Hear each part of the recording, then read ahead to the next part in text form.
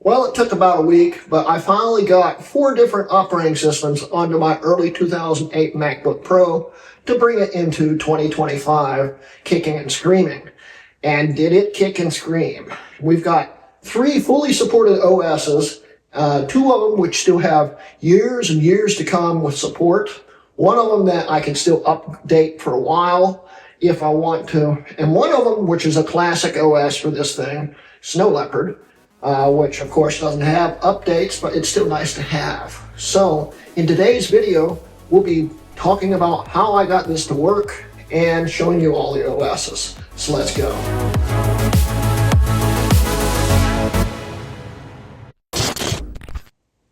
Anyway, I'm Greg Hrutkay of Hrutkay Mods, and welcome to part 3 of me bringing my early 2008 MacBook Pro kicking and screaming into 2025 and making it functional for the foreseeable future.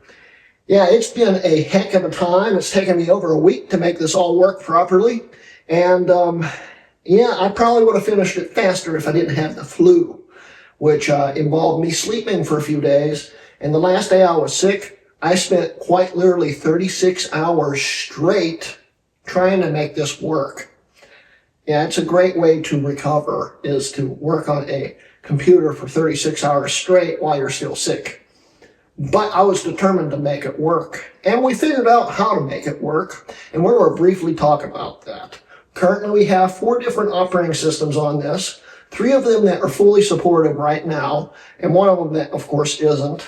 And 2 of those are supported until 2032, where Ventura, which is the other supported OS, gets the support dropped towards the end of 2025.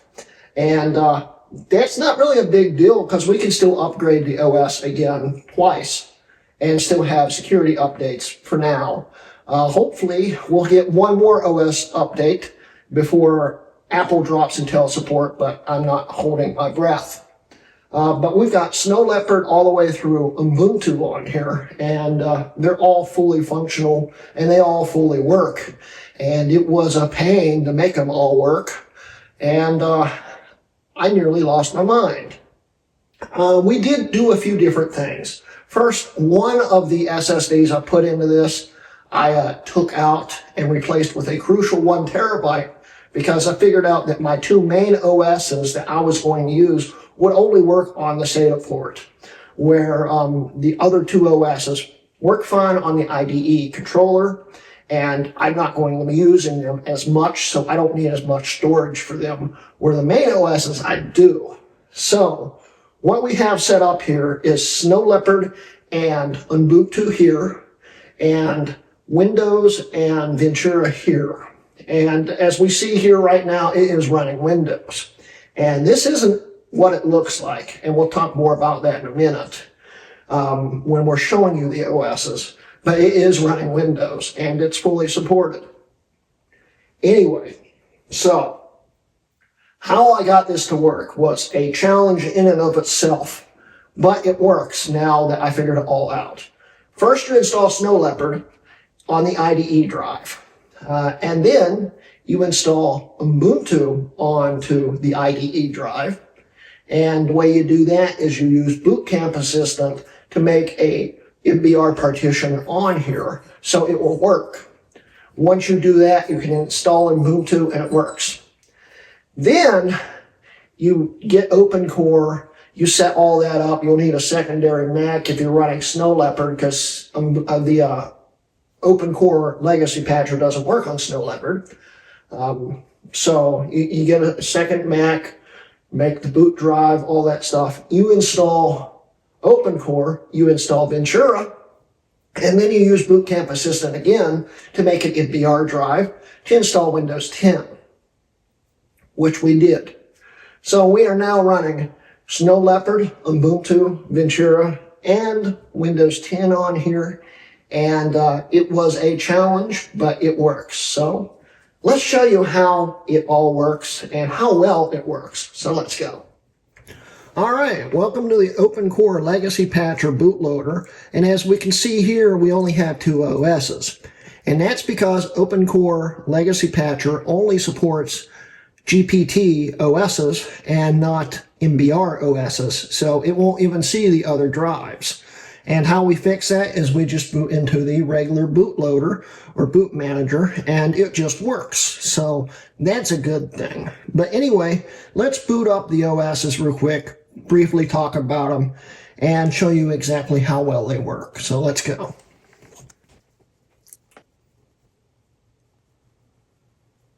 And welcome to Snow Leopard, which is fully booted up that quick.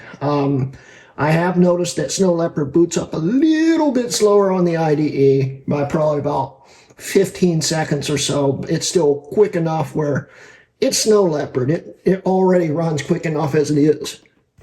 So if we go to About This Mac, we can see our specs here. And if we go to More Info, we'll show you how the drives are set up here.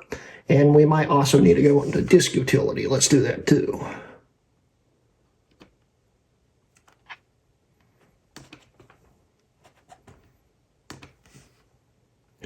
So here are the installs here. We've got the Crucial drive here, and we can see here that here's the Ventura drive, which of course Snow Leopard can't understand what it is. And we've got that formatted at 525 gigabytes. And we have Windows 10 installed at 500 gigabytes roughly.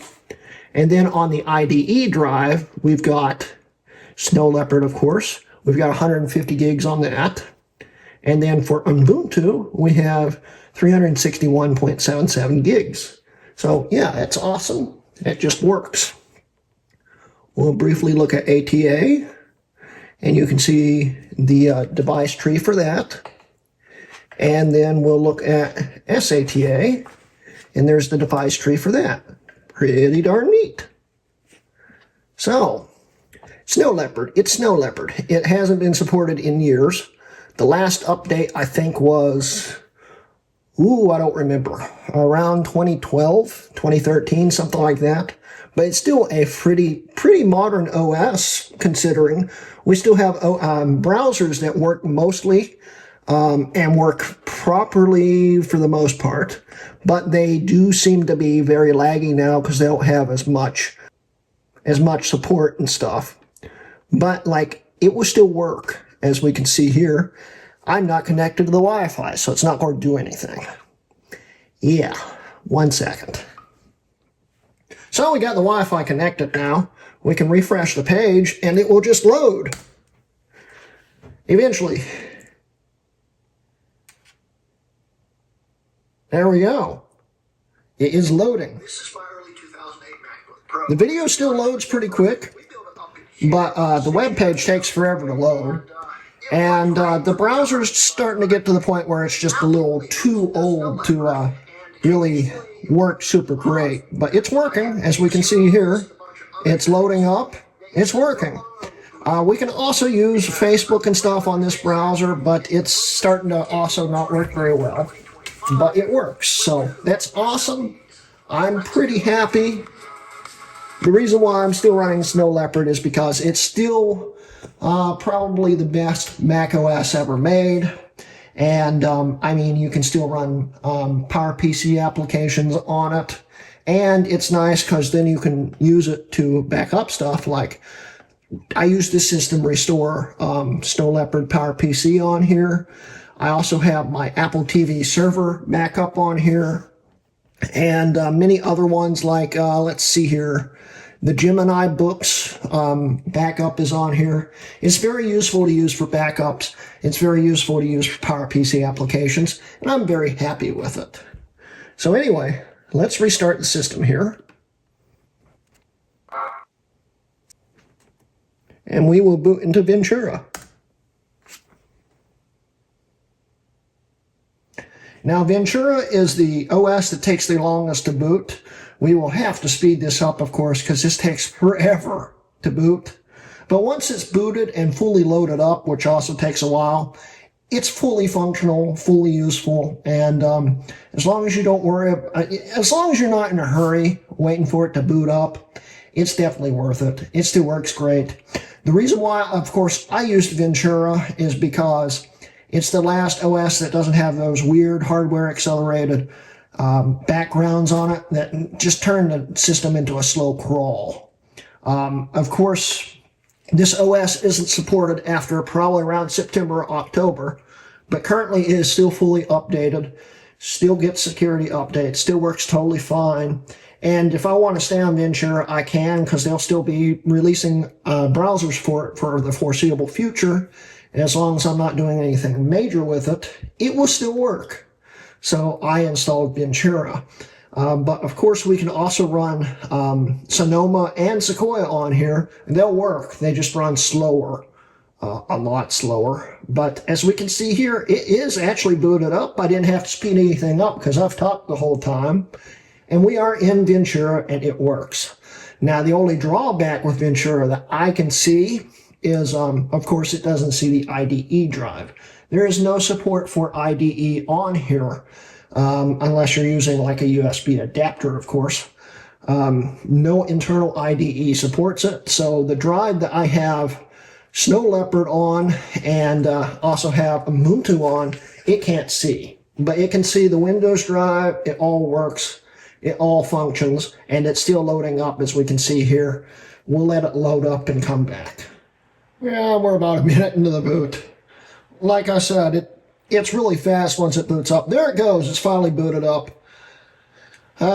Once it's fully booted up, it works. So let's go over to about this Mac, and we can see the system specs. There we go. We are running Ventura. This is the most recent update up to now as of filming, and it's still fully functional. Works great. Everything's fluid. Everything works. As we can see here. It's really hard to do this with my dog in my lap here, but it works. It's very smooth. It loads everything pretty quick. It looks like I might actually have an update. So let's load that. And now there's a new OpenCore update. It just came out today, and I haven't updated that yet, so it just realized that. But look, works great. Works great. Needless to say, it doesn't make a super great modern Mac, but it does work. I know. You can just go away. Thank you. But it works. It works fully it's fully functional. It's just a little laggy on certain things, but it does everything it needs to do, and it works great. No complaints here. If we open up Firefox, it took about 10-15 seconds to load up, and it's thrown off the sync here. Stop with the autofocus. It's still loading up. Once the browser is fully loaded, it's functional, it just works. It just takes a while to get it to load.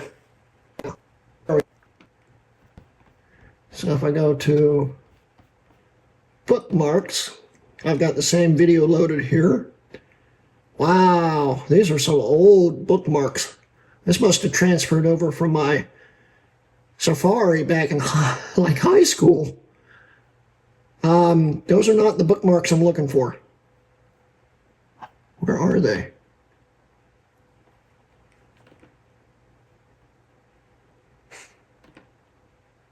There we go.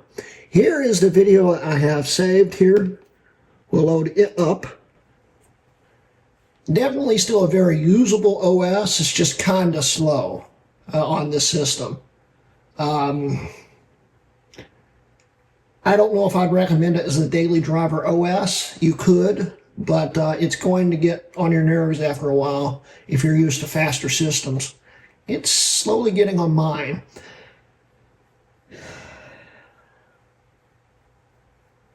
But it does work. It just takes its sweet time. This is my early 2008 MacBook Pro, and if you guys remember, we built it up in here about 6 years ago. And it worked great for the time, but it now only boots into Snow Leopard, and occasionally it will boot into... So yeah, it's going to load the whole page, but I'm not going to sit here forever waiting for it to load. Once it gets YouTube to fully load, you can go from video to video, and it just works. A slight delay, of course, between videos, but it will load them all, and they'll work.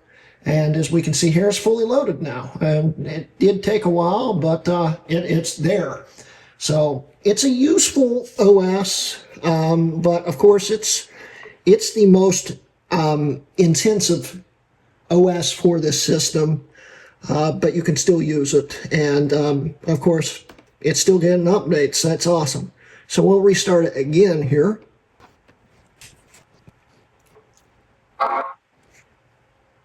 Now here was my first big hurdle here. The Windows drives, as we see here, these ones here are both going to point to the same install, which is the Ubuntu drive. I don't know why, because they're two different drives, quite literally. So it's a bit of a pain, but once I figured out that it was doing that, if we go over to the Windows drive here, I figured out that since Ubuntu still sees the Windows drive, we could get the grub bootloader to actually see the Windows drive, and we could boot into Windows. So let's boot into Windows. And we are booting into Windows 10. As we notice here, it doesn't look like Windows 10 booting up. That is actually the Windows 11 DLL that allows that shows the picture. I transferred that over to Windows 11, and I also installed a theme on here for Windows 11.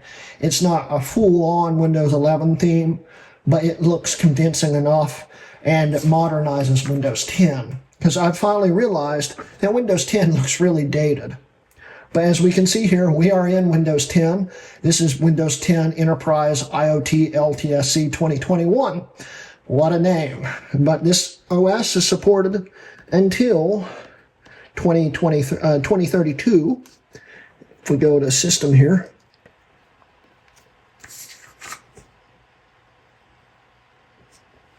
we can see Enterprise LTSC here. And it's fully functional, fully updated. And as you noticed, it's pretty quick. It's quite a snappy little OS here. Everything works, right-click, all that stuff. Right-click was a pain to get to work because I installed Boot Camp 6 on here, which overwrote the multi-touch drivers, which was a problem because Boot Camp 4's drivers are the only ones that work with this touchpad. And then I realized that occasionally it would just stop working at all, and that is because if we go to Device Manager here,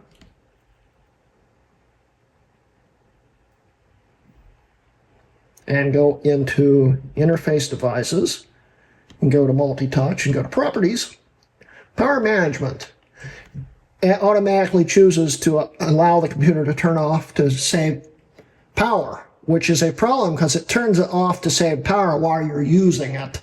And then all of a sudden, all your multi-touches don't work. So, yeah, that was a little bit of a problem, but it works now. Everything works. We're running Start 11 on here. We're running custom Windows 11 theme. And this is actually where the mods and Hrutkay mods came from, and the first time I've done it in a long time. I used to install modified Windows installs. And yeah, it works. This is where the mods in Hrutkay mods came from. It's custom Windows installs. And as we can see here, it's so much faster. Windows 10 Enterprise. This is my early 2008 MacBook works Pro. incredibly well, as we can see here. We built it up in here about 6 years ago. So I'm very happy with that. We've got Windows 10 on here. It's fully functional. Everything works the way it's supposed to. And I could not complain anything about it. This, of course, like I said, is supported until 2032. And it will work as long as they're making Windows 10 applications for it. That might be the problem with that because it is getting supported so much longer than regular Windows 10. They might stop making applications. But yeah, I did the 11 theme because 10's theme is based off of Windows 8's theme. And Windows 8 came out in 2012. It's looking kind of old. And I've been using Windows 11 for so long now that I actually don't like the look of 10 anymore. I still like 10 better, but 11's look is a lot better. So yeah, we had to put a theme on it, and it worked, and I'm very happy with it. So let's boot it again into Linux and continue on.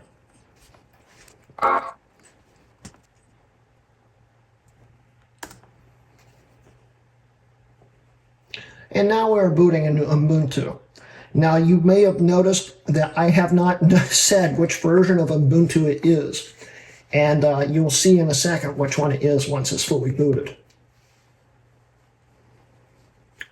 Out of all the OSs, the fastest one to boot is probably Snow Leopard. That's an iffy one because it's a little slower than it used to be.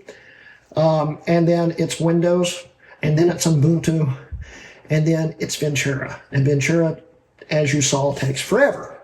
But Ubuntu loads right up, and we are in Jumpin' Jellyfish. And welcome to Ubuntu. We are running 2204 Jammin' Jellyfish because 2404 won't work, and we'll talk about that real quickly. 2404 just does not work, and there's a reason to it. In 18.10, they depreciated the Tesla NVIDIA graphics driver. So 1804 would install fine and work fine. And then after that, if you installed anything freshly, it just would not work. Now, of course, we can still run 2404 on here, but we have to transfer the legacy drivers over, and I couldn't get it to work. And I even filmed some videos on it that I'll probably show at the end of the video of me troubleshooting it. But yeah, it was a pain. But yeah, it turns out if you update from 1804 to 2004 to 2204, it still carries over the legacy drivers. But the second you install 2404, it dumps the legacy driver and it stops working, which would be a pain, but honestly, I don't see anything really different with Jammin' Jellyfish to Noil Numbat or whatever they call it. At this point, I don't remember the name. But yeah, it just works. It's fast. It's responsive. Everything works great on it. And because this is an LTSC release, we can install Ubuntu Pro on here, and we have support up until 2032 with security updates, and then they have this weird extended emergency security update feature for unsupported OSs until 2034. So we could run this until 2034 and at least get major security updates. But it gets security updates until 2032, fully supported, works great. It's awesome.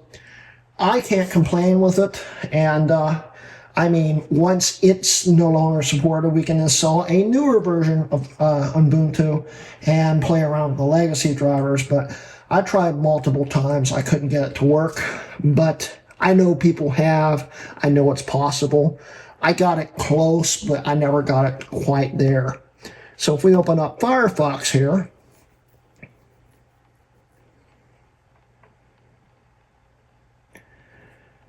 between the two OSs, between Windows 10 and Ubuntu, I'm really not sure which one's faster. They're both really quick. But I almost say Windows is slightly faster on here, which is a little shocking because Ubuntu should be lighter. But then again, if I ran a lighter distro on here, it would probably work totally fine. As we see here, it took a little longer to load than Windows, but it still works. This is my early 2008 MacBook Pro. And it just does everything it needs to. And the nice thing about Linux, of course, is we've got a lot of different features. We've got the App Center, which is kind of like the App Store on macOS. And, of course, Microsoft Store, which sucks butt on Windows. Yeah. But this works, and we can run a lot of different free applications and stuff, and it's all customizable, all works. I'm very happy with the end result, and it was a pain, but I finally have my system back. I've got a system that I can actually make work for anything I needed to do, of course, other than like video editing. It's kind of slow for 4K editing. 1080p, it's kind of slow for that. Could do 720p, I'm sure, with no problem. But yeah, regular 1080p it might be able to do, but 60 FPS it can't for sure. But it does everything.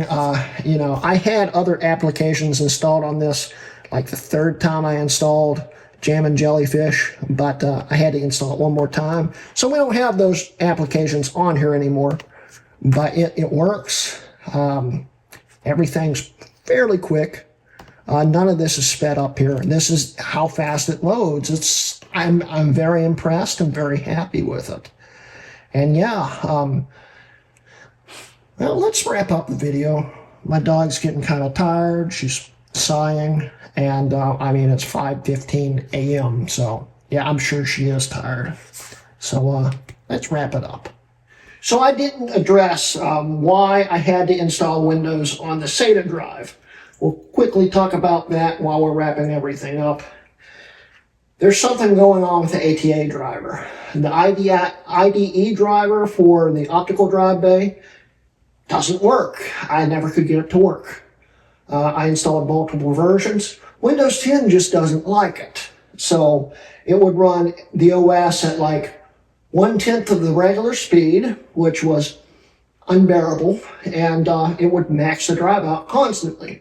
It never gave it any breathing space. It would take minutes for any application to load. So the way to fix that was I just moved it over to the SATA drive, and that's why it took me 36 hours to install all these OSs and make them work in harmony on here. Of course, we do have little issues, like we can't see drives across all the OSs because of incompatible file systems.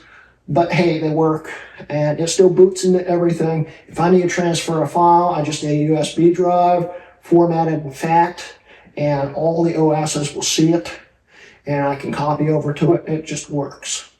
So I did say at the end of part 2, if I didn't get 2404 on here and make it work, I would chuck it out a window. But after thinking about it, I don't see any difference between 22 and 24. They're both the same OS, more or less. It's just got a different wallpaper on it.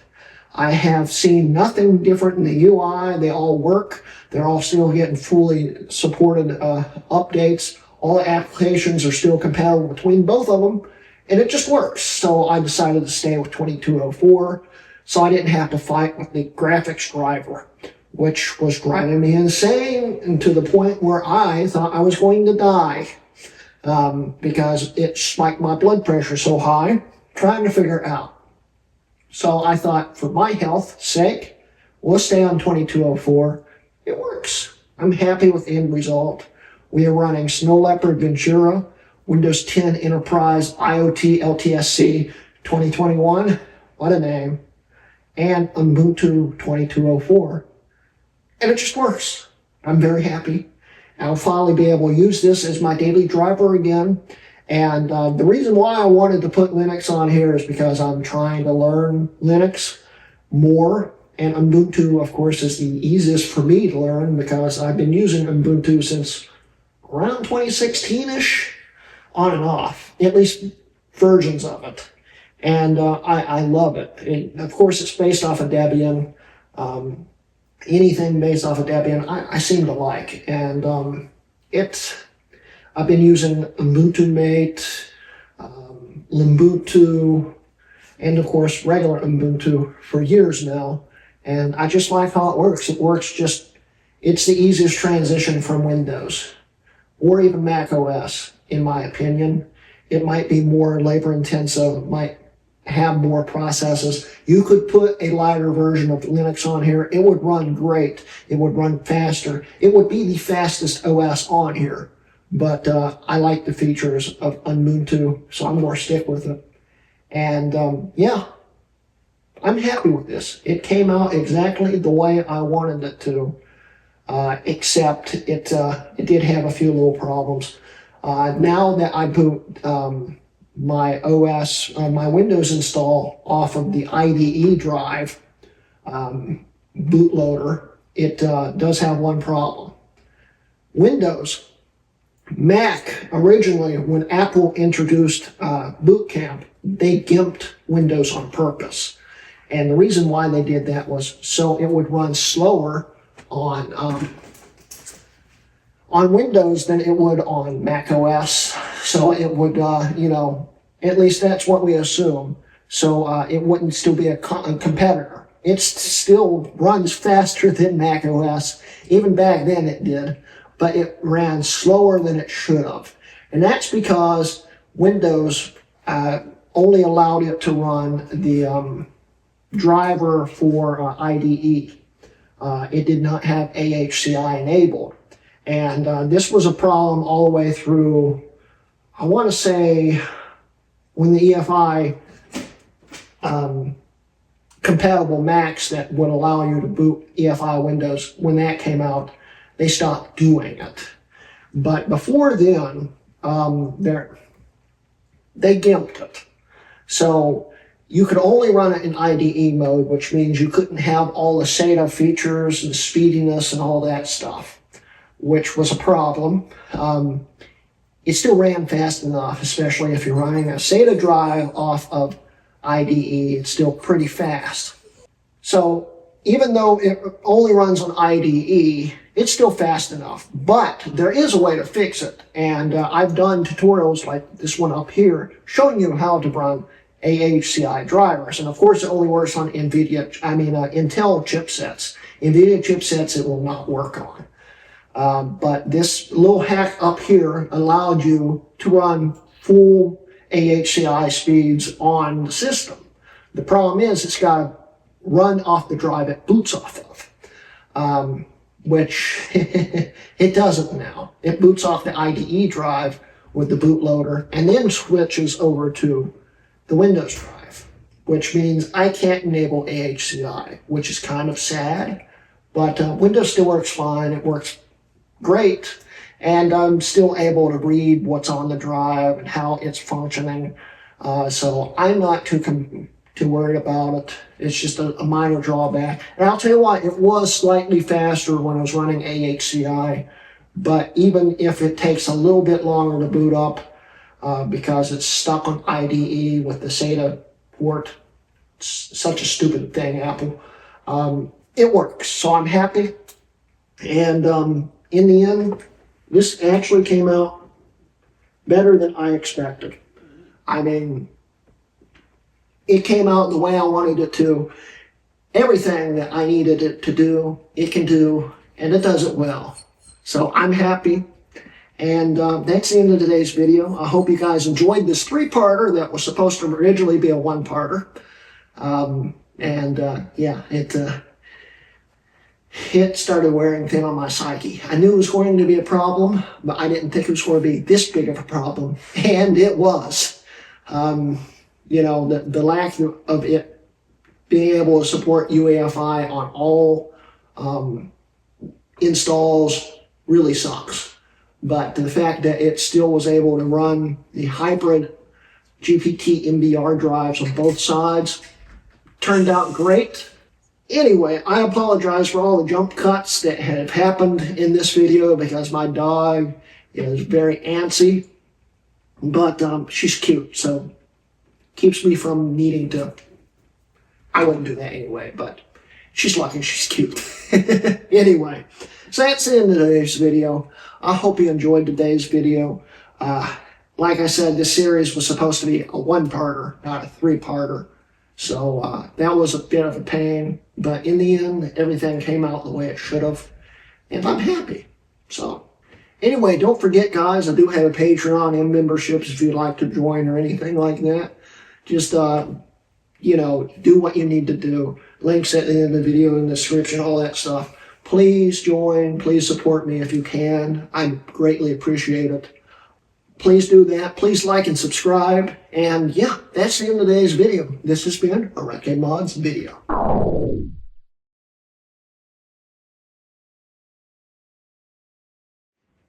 Anyway, I'm Greg Hrutkay of Hrutkay Mods, and welcome to part 3 of me bringing my early 2008 MacBook Pro kicking and screaming into 2025. Girl, you're getting on my last nerve. Please.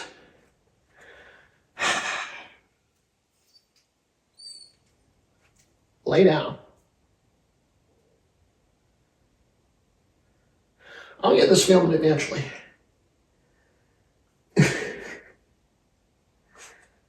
Anyway, I'm Greg. Yeah, I know. No, don't get on the table.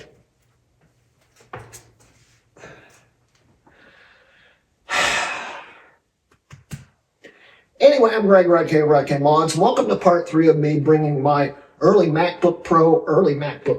Well, it is sort of an early MacBook Pro, but that's not what I'm talking about. But it works now that I figured it all out. First, you install Snow Leopard, the supported way, of course. And then you install Windows. No. First, you install Snow Leopard on the IDE. Oh.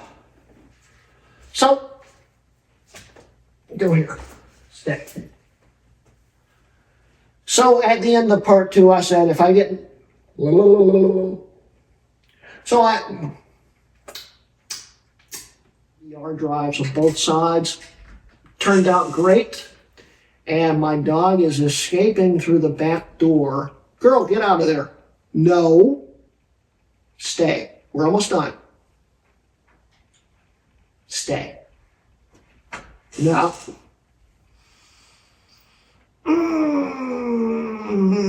Right at the end of the video. Really? Anyway, I apologize for all the jump cuts that have happened. I greatly appreciate it. Also, her being in that back room is really bothering me. Anyway, Patreon, blah, blah, blah, blah. I've already forgotten all the things I was talking about. But anyway, please do that. Please like and subscribe. And yeah, that's it.